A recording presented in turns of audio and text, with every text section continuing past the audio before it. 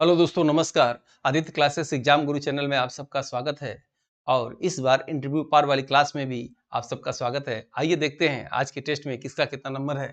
तो देखिएगा 30 नंबर जो है संजीव प्रकाश का, अश्विनी सिंह का, शिवा वर्मा का, दुआ का, प्रेमदा वर्मा का, नरेंद्र कुमार गुप्ता का 29 नंबर। ये लोग 30 नंबर पाए हैं। 29 नंबर में नरेंद्र कुमार गुप्ता, प्रिया राय, शिव कुमार, वीर, राजकुमारी और रजनी सिंह और जो है 29 नंबर। 28 नंबर में देखेंगे आप प्रमोद शर्मा, डॉक्टर ब्रिजेश, डॉक्टर इंद्रजीत, अमित कुमार, शिवा विद्यार्थी, डॉक्टर आदर्श और रंजीता जायसवाल 28 नंबर, डॉक्टर पुनीता सिंह 28 नंबर। ठीक है। 27 में देखेंगे सुनील कुमार, अजय कुमार पाल, प्रवीण कुमार और कौशिक किशोर, उसके बाद भावना त्रिपाठी, राघवेंद्र, ये इन लोग का नंबर, विजय, लक्ष्मी, जिया, रोजी, परवीन। ठीक है। आप टेस्ट दीजिए। टेस्ट देने में आप रैंक लाने के चक्कर में आपकी तैयारी ठीक ठाक हो जाएगी। ये नंबर था, प्रयास करिए मैक्सिमम लोग का जो है 25 प्लस आए, यही इस बैच का टारगेट है। तो आइए क्लास शुरू करते हैं। तो सबसे पहले गणेश जी का नाम लेते हुए श्री गणेशाय नमः। और आइए आज की क्लास हम लोग को समझा जाए। आपको मालूम होगा भारतीय संविधान में यूनिट 6 में हमने प्रस्तावना की क्लास ले चुके हैं। पीडीएफ नोट्स आपको दे दिया गया है ऐप में। पीडीएफ नोट्स को आप अपने ए4 साइज की कॉपी में बना लीजिए, क्योंकि आगामी जो भी टेस्ट होगा आपको बताया जाएगा। पीडीएफ नंबर इससे 30 क्वेश्चन बनेंगे, यानी एक एक पॉइंट से 30 क्वेश्चन हम लोग लेंगे। इसी बहाने आपकी तैयारी अच्छी से हो जाएगी। मूल अधिकार की क्लास ले लिया गया है, पीडीएफ नोट्स भेज दिया गया है, नोट्स बना लीजिएगा। आज की क्लास रहेगी नीति निर्देशक सिद्धांत, या इसी को डीपीएसपी के नाम से भी जाना जाता है। ठीक है। तो जो भी हम लोग चर्चा करेंगे डीपीएसपी कहा जाएगा। बाबा लंबा शब्द बोलना ठीक नहीं है। डायरेक्टिव प्रिंसिपल ऑफ पॉलिसी, ये हम लोग क्लास लेने आज इसकी जा रहे हैं। ठीक है। तो चलिए आइए देखते हैं इसमें हम लोग को क्या करना है। तो राज्य के नीति निर्देशक सिद्धांत या डीपीएसपी के विषय में वर्णन अनुच्छेद 36 से 51 तक है। आपके एग्जाम में प्रश्न किस तरह के आएंगे, इसमें थोड़ा इसकी भी चर्चा हम लोग कर लिया जाए। जैसे पूछेगा आपसे, एक तो आपको भाग पूरा याद होना चाहिए। जैसे भाग 1 में किसका वर्णन है, तो भाग 1 में भारत राज्यों का संघ है, जिसमें आर्टिकल 1 से 4 तक का वर्णन है। भाग 2 में नागरिकता का वर्णन है, जिसमें आर्टिकल 5 से लेकर 11 तक का वर्णन है। भाग 3 में मूल अधिकार का वर्णन है, जिसमें अनुच्छेद 12 से 35 तक का वर्णन है। भाग 4 में डीएसपी का वर्णन है, डीपीएसपी का वर्णन है, राज्य के नीति निर्देशक सिद्धांत का वर्णन है, जिसमें अनुच्छेद 36 से 51 तक का वर्णन है। और 4 क में मूल कर्तव्य का वर्णन है, और मूल कर्तव्य में 51 क है। ये आपको अनुच्छेद सहित यहाँ तक याद होना चाहिए। उसके बाद भाग 5 की बात करें तो संघ का वर्णन है, जो सबसे बड़ा भाग भी होता है। यदि भाग 9 की बात करें तो पंचायत का वर्णन है। यदि भाग 9 क की चर्चा करें तो नगरपालिका का वर्णन है। यदि भाग 9 ख की चर्चा करें तो सहकारी समितियों का वर्णन है। 11 की चर्चा करें तो केंद्र राज्य के बीच के संबंध का वर्णन है। और भाग 15 की बात करें तो निर्वाचन का वर्णन है। भाग 17 की बात करें तो भाषा का वर्णन है। भाग 18 की बात करें तो आपातकाल का वर्णन है। और भाग 20 की बात करें तो संविधान संशोधन का वर्णन है। ये आपको याद होना चाहिए। आज हम लोग चर्चा करेंगे डीपीएसपी यानी 36 से लेकर 51 के लिए। याद रखिएगा, मूल अधिकार वाद योग्य है, परिवर्तनीय है। इसके लिए न्यायालय जा सकते हैं, लेकिन नीति निर्देशक सिद्धांत डीपीएसपी जो है वाद योग्य नहीं है, न्यायालय द्वारा अपरिवर्तनीय। ठीक है। यानी इसमें राज्य के कल्याणकारी की बात की गई है। कल्याणकारी राज्य का मतलब है कि सबका कल्याण। अगर आपके एग्जाम में पूछ दे, यानी डीपीएसपी में गांधी दर्शन का समावेश है। प्रश्न ये भी आता है, तो क्या राज्य का नैतिक दायित्व तो है कि वह जो है 36 से 51 के बीच जो है कार्य करे, कल्याणकारी राज्य की स्थापना करे, और इसके लिए लोग न्यायालय नहीं जा सकते हैं? तो नहीं, याद रखिएगा। इसके साथ साथ 2 अनुच्छेद और भी हैं। अनुच्छेद 350 क, अनुच्छेद 351। अनुच्छेद 350 क में भी कहा गया है कि राज्य का कर्तव्य होगा कि भाषाई अल्पसंख्यक वर्गों को प्राथमिक स्तर पर मातृभाषा में शिक्षा उपलब्ध कराया जाए। 350 क में। और 351 में भी कहा गया है कि केंद्र का, संघ का यह दायित्व तो होगा कि हिंदी भाषा का प्रचार प्रसार करे। ठीक है। तो ये दोनों अनुच्छेद भी आपको 36 से 51 के साथ साथ ये भी याद रखना होगा कि ये जो है वाद योग्य नहीं है। ठीक है। अब हम लोग चर्चा करेंगे कि एक कभी कभी स्टेटमेंट पूछ देता है कि नीति निर्देशक सिद्धांत जो है बैंकों के अनुसार देय चेक है भविष्य का। यह किसने कहा था? तो केटी शाह ने कहा था। संविधान सभा के सदस्य थे जयपाल सिंह के, आप नाम जानते होंगे। तो जयपाल सिंह का एक कथन था कि अगर कल्याणकारी राज्य की स्थापना की जा रही है तो क्यों नहीं शराबबंदी की बात, उन्होंने शराबबंदी की बात इसमें की।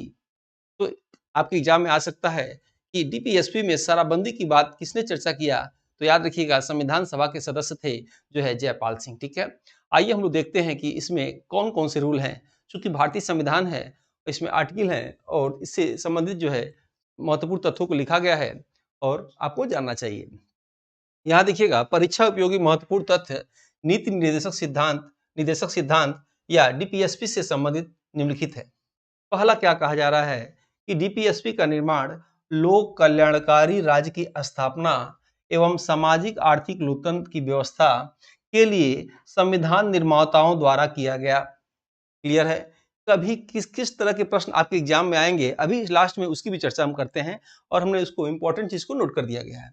डीपीएसपी को आयरलैंड से लिया गया है, इंपॉर्टेंट है। डीपीएसपी न्यायालय द्वारा अप्रवर्तनीय या वाद योग नहीं है या न्यायिक प्रक्रिया नहीं है। हमने कहा अभी आपसे कि 36 से 51 तक याद रखिएगा यह वाद योग्य नहीं है या न्यायालय द्वारा यह अप्रवर्तनीय है। इसको छोड़ के दो और भी अनुच्छेद आपको याद रखना होगा, कौन कौन, 350 को और 351। ठीक है, नेक्स्ट आते हैं हम लोग इसमें चौथा, डीपीएसपी को भाग 4 में प्रावधान किया गया है जिसमें यह निर्देश दिया गया है कि कानून बनाते समय केंद्र और राज्य सरकार को इन डीपीएसपी को आदर्श के रूप में अपने सम्मुख रखना चाहिए। ठीक है, बेटर होगा कि क्लास लेने से पहले पीडीएफ आपको भेज दी जाती है ऐप में, तो आप क्या करिए, पहले उसको जो है नोट्स को, पीडीएफ को नोट्स करिए, फिर इस क्लास को देखेंगे तो और ही अच्छा रहेगा। आते हैं पांचवें पॉइंट पे। पांचवा पॉइंट में क्या कहा गया है कि डीपीएसपी में कुछ अनुच्छेद हैं, डीपीएसपी में कुछ अनुच्छेद हैं जो अनुच्छेद 300 जैसे 39 का, 43 का, 48 का, इसको 42वां संविधान संशोधन 1976 में स्वर्गीय इंदिरा गांधी के समय जोड़ा गया था। याद रखिएगा, मिनी संविधान संशोधन भी कहा जाता है, लघु संविधान संशोधन अगर आपके एग्जाम में पूछ दे तो 42वां संविधान संशोधन 1976 में। ठीक है, एक वीडियो संविधान संशोधन का आएगा जो एग्जाम में अक्सर आता है। 39 कौ में क्या कहा गया है कि सामाजिक न्याय और निःशुल्क विधिक सहायता की बात की गई है, किसमें, 39 कौ में। 43 कौ में क्या कहा गया है कि उद्योगों के कार्मिकों का प्रबंधन में भागीदारिता हो। 48 कौ में क्या कहा गया है, पर्यावरण एवं वन जीव संरक्षण का वर्णन, इसको इंपॉर्टेंट लगा लीजिए, ये इंपॉर्टेंट है, अक्सर एग्जाम में आता है। पर्यावरण एवं वन जीव संरक्षण किसमें है, 48 कौ में है। ठीक है, इसमें से देखेंगे छठवां पॉइंट, डीपीएसपी में कुछ अनुच्छेद 97 संविधान संशोधन 2011 में जोड़ा गया। 97 संविधान संशोधन 2011 में जोड़े गए जो निम्न है, जैसे 43 ख सहकारी समितियों का वर्णन है। सातवां पॉइंट दे रखा गया है कि डीपीएसपी में कुछ अनुच्छेद 86वां संविधान संशोधन 2002 में जोड़े गए जो निम्न है। अनुच्छेद 45 के अंतर्गत 6 वर्ष से कम उम्र के बच्चों की देखभाल, शिशु की शिक्षा की बात कही गई है। याद रखिएगा 86वां संविधान संशोधन आपके एग्जाम में 2-3 बार पूछा हुआ है।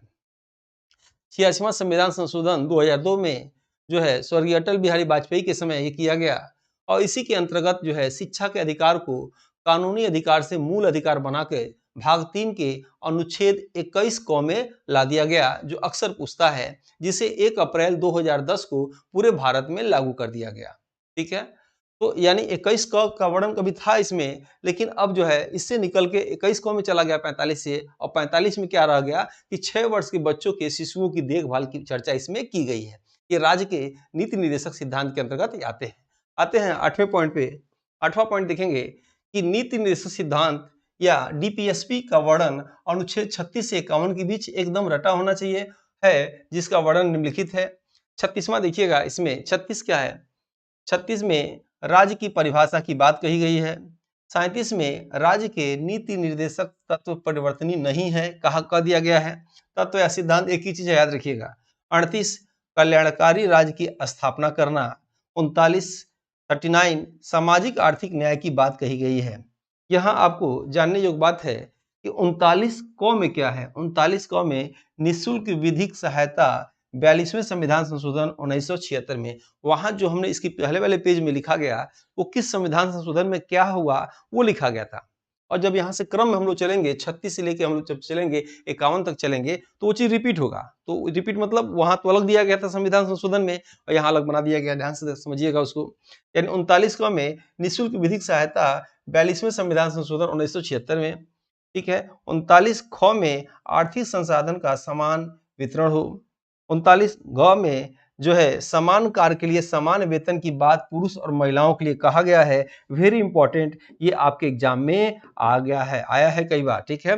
समान कार्य के लिए समान वेतन, इसको आप देख लीजिएगा, ठीक है। आते हैं नेक्स्ट पेज पे हम लोग। 40 में ग्राम पंचायत का गठन कई बार पूछा है, गिनती नहीं है। 40 में क्या वर्णन है? ग्राम पंचायत का वर्णन।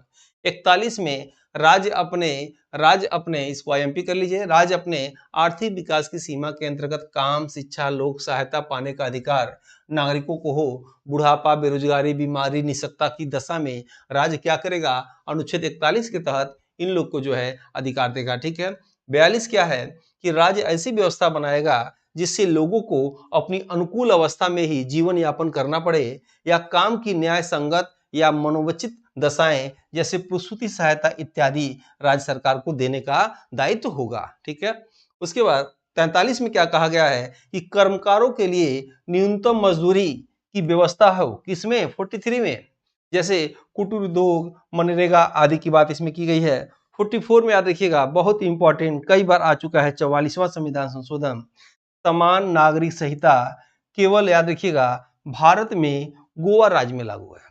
यानी गोवा राज्य में लागू है, अभी 2 राज्यों में और लागू होने की बात की जा रही है, चूंकि लागू नहीं है इसलिए उसकी चर्चा हम लोग नहीं करेंगे। यानी 44 पूछेगा आपसे कि समान सिविल संहिता जो है ये किस अनुच्छेद में है, तो 44 में है। तो भारत के किस राज्य में है? तो गोवा में है, ठीक है। तो चलिए आप कमेंट बॉक्स में आपको लिख के बताना है राष्ट्रीय समुद्री अनुसंधान संस्थान का मुख्यालय कहाँ है। 45 में देखेंगे, 45 अब इसकी दोबारा हमने चर्चा कर रहे हैं क्योंकि उधर हम लोग किए थे। 46वां संविधान संशोधन 2002 में 6 वर्ष की आयु के बच्चों की देखभाल व शिशु की शिक्षा की बात कही गई है। आते हम लोग 46वां 46 में राज्य के कमजोर वर्गों के विकास के लिए प्रावधान है, जैसे एससी, एसटी, महिला, वंचित वर्ग, ये 46 में है। आप जानते होंगे कि समाज में जो जातियों का बंटवारा होगा, जैसे एसटी को आप जानते होंगे अनुसूचित जनजाति, उसके बाद एससी अनुसूचित जाति, पिछड़ा वर्ग, उसके बाद है समान वर्ग, ठीक है। समान वर्ग में भी ईडब्ल्यूएस आ गया है। तो उस यही बात की जा रही है कि राज्य के कमजोर वर्ग के विकास का प्रावधान जैसे एससी, एसटी, महिला, वंचित वर्ग के लिए। 47 में क्या है? 47 में पोषाहार स्तर, जीवन स्तर, रहन सहन, खान पान स्तर को ऊंचा करना राज्य का कर्तव्य है। उसके बाद आप देखेंगे 48, यहाँ से लेकर यहाँ तक आपको रटा होना चाहिए, बिल्कुल इंपॉर्टेंट, मैं लिख दे रहा हूँ, इंपॉर्टेंट है। और यहीं से आपके एग्जाम में बहुत ज़्यादा ये लोग उठाते हैं। जो भी इंपॉर्टेंट हमने लिखा है उसे आप जरूर देख लीजिएगा एग्जाम में जाने से पहले, ठीक है। अब यहाँ देखेंगे 48 में क्या है? 48 में है कि कृषि व पशुधन विकास की व्यवस्था करना। 48 क में क्या है? पर्यावरण संरक्षण व वन जीव संरक्षण 42वां संविधान संशोधन 76 के अंतर्गत।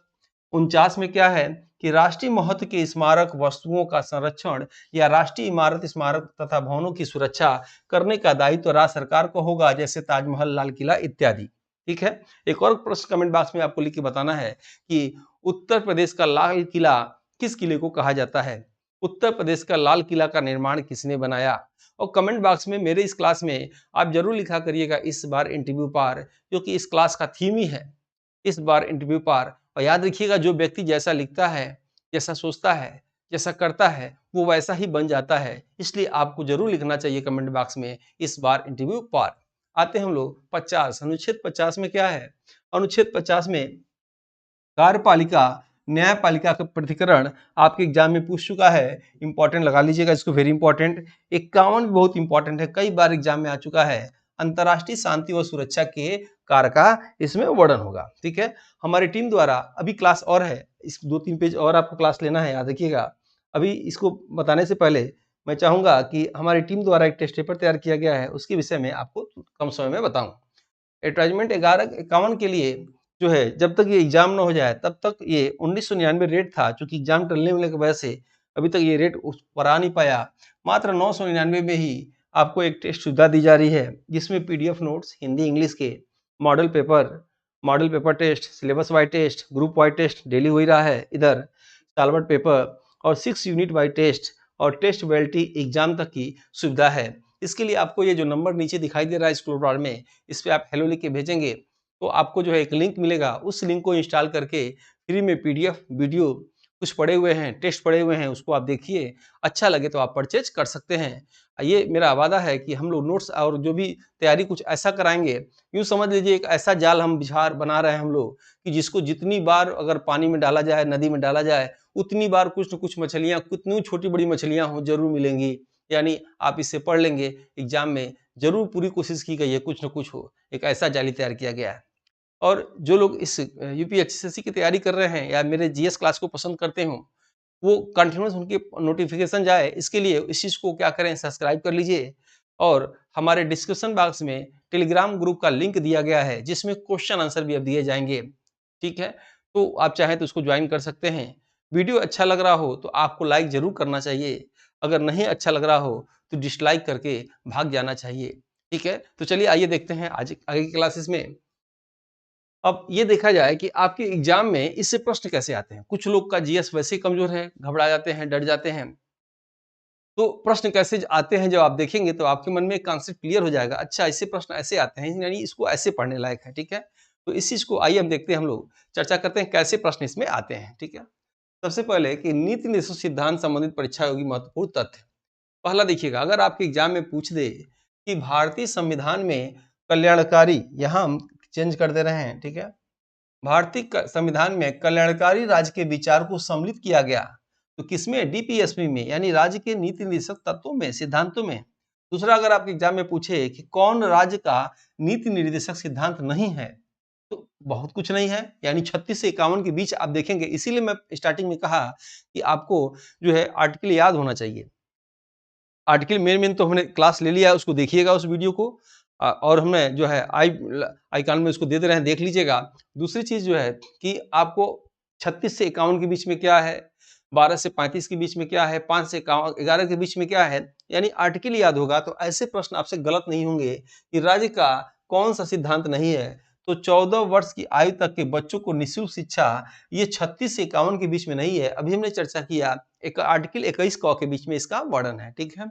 उसके बाद देखिए, राज्य के नीति निर्देशक सिद्धांतों के विषय में संविधान शांत है। क्या कहता है?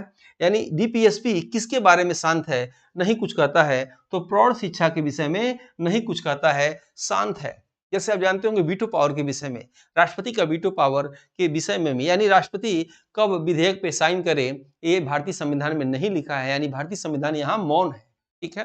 तो यहाँ भी पूछा जा रहा है, तो प्रौढ़ शिक्षा पे ये डीपीएसपी मौन है। कौन सा राज्य के नीति निर्देशक सिद्धांत का उद्देश्य नहीं है? तो याद रखिएगा, एक धार्मिक राज्य की स्थापना करना का ये जो है उद्देश्य नहीं है, क्योंकि भारत धर्मनिरपेक्ष जो है देश है और उसके सभी राज्य भी धर्मनिरपेक्ष राज्य हैं। अब सभी धर्मों को समान रूप से माना जाए। भारत के संविधान के अंतर्गत शांति और सुरक्षा को प्रोत्साहित देना सम्मिलित है। किसमें? तो डीपीएसपी में, याद रखिएगा, इंपॉर्टेंट है। छठवां पॉइंट देखेंगे, राज्य के कल्याणकारी राज्य होने का विचार पाया गया। किसमें? तो डीपीएसपी में, यानी डीपीएसपी में और भारत की प्रस्तावना में और राज्य के नीति निर्देशक सिद्धांतों में पाया गया। कौन से राज्य के नीति निर्देशक सिद्धांत हैं? तो समान आचार संहिता, ये राज्य के नीति निर्देशक सिद्धांत है। आठवां देखिएगा, राज्य के नीति निर्देशक सिद्धांत को लागू करना किसका कर्तव्य है? तो राज्य का कर्तव्य है। आते हैं 9वें पे, राज्य के नीति निर्देशक सिद्धांत के पीछे बाध्यकारी बल क्या है? तो लोकमत, याद रखिएगा। संविधान के अंतर्गत काम का अधिकार कहाँ पाया जाता है? तो डीपीएसपी में। नीति निर्देशक सिद्धांत क्या है? तो अबाध्य योग है। अभी हमने बताया अपरिवर्तनीय योग है, न्यायालय इसके लिए नहीं जा सकते, ठीक है? उसके बाद नीति निर्देशक सिद्धांत की प्रेरणा हमें किस देश की संविधान से प्राप्त हुई? तो आयरलैंड, ठीक है? और आपको कमेंट बॉक्स में लिख के बताना है आयरलैंड की राजधानी क्या है। आयरलैंड की राजधानी कमेंट बॉक्स में लिख के बताना है। देखते हैं कितने लोग को ये आता है, ठीक है? चलिए अब बताइए 13वां, भारत के संविधान में किसके अंतर्गत पंचायती राज प्रणाली की व्यवस्था की गई है? तो डीपीएसपी राज्य के नीति निर्देशक सिद्धांत के अंतर्गत पंचायती राज की व्यवस्था की गई है।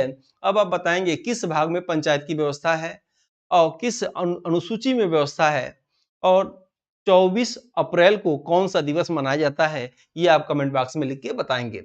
संविधान के किस अनुच्छेद के द्वारा उद्योग के प्रबंधन में कर्मकारों की भागीदारिता का प्रावधान दिया गया है? ये अनुच्छेद 43 ये अभी हमने बताया, उसको देख लीजिएगा। कौन सा राज्य नीति निर्देशक सिद्धांत नहीं है? तो 16 वर्ष की आयु तक के बच्चों को निःशुल्क शिक्षा, ये नहीं है। आप देखेंगे तो पकड़ लेंगे। कौन एक राज्य के नीति निर्देशक सिद्धांत में नहीं है? तो अस्पृश्यता, ये आर्टिकल 17 में है, यानी छुआछूत कहते हैं, ठीक है। उसके बाद 17 में देखेंगे, 17वां पॉइंट देखिएगा, भारतीय संविधान के किस अनुच्छेद में राज्य के नीति निर्देशक सिद्धांत का उल्लेख है? तो सिंपल सा प्रश्न है, 36 से 51 के बीच में है। भारतीय संविधान में ये जो मैं बता रहा हूँ प्रश्न ऐसे एग्जाम में मिलेंगे आपको, ठीक है, क्योंकि ये अब कुछ टेढ़ा कुछ लोग को लगता होगा, तो इसलिए ये मैं कोशिश किया हूँ कि ऐसे बता के आपको जल्दी समझ में आ जाएगा, ठीक है।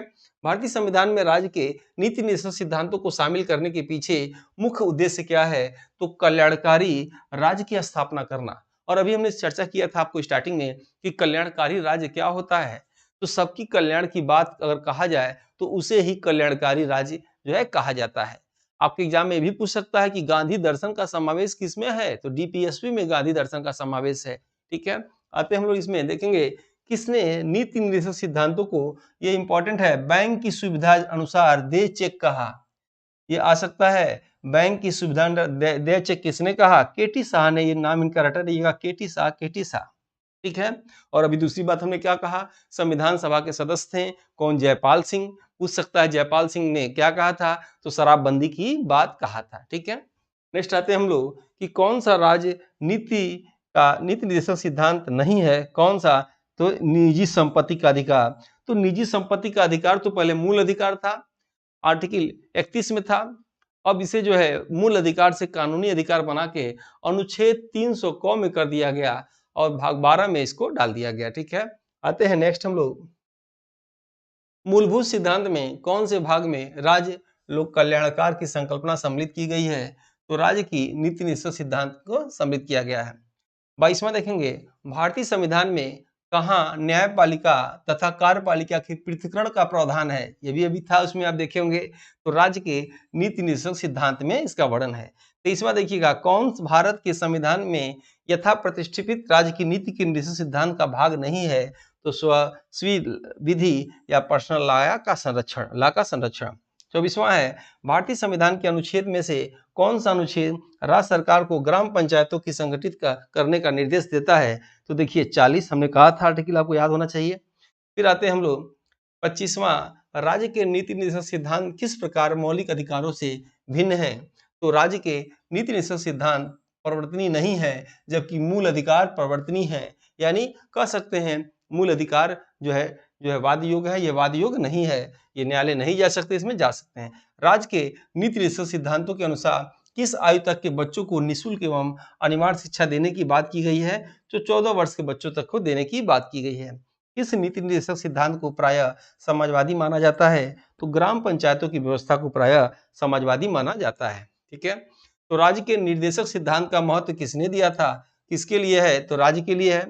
संविधान का कौन सा अंश भारत के नागरिकों को आर्थिक न्याय प्रदान करने का संकेत करता है? तो राज्य के नीति निर्देशक सिद्धांत ये करता है। नीति निर्देशक सिद्धांतों के कार्यान्वित करने के लिए क्या मूल अधिकारों का हनन हो सकता है? तो कुछ का हो सकता है, अभी हमने इसकी चर्चा किया। ये वीडियो कैसा लगा आप जरूर कमेंट बॉक्स में लिख के बताइएगा, ताकि मेरा मोटिवेशन बने और ऐसे ही वीडियो आपको हम नेक्स्ट बनाते रहें, ठीक है। एक चीज और मैं बताना भूल गया कि आगामी जो होगा, अगला जो क्लास आएगा, जो हम लोग का भारतीय राजनीतिक व्यवस्था से है, यानी इसका जो अगला जो चैप्टर है भारतीय राजनीतिक व्यवस्था, विधायिका, कार्यपालिका और न्यायपालिका से आएगा। पीडीएफ पहले आप नोट्स जरूर कर लीजिएगा, उसके बाद क्लास को देखिएगा। तो इसी के साथ ही आज की क्लास को हम जो है ओवर करते हैं। आप सबने इतनी देर तक इस क्लास को देखा, इसके लिए आप सबको शुक्रिया। हम लोग नेक्स्ट वीडियो मिलते हैं। जय हिंद, जय भारत।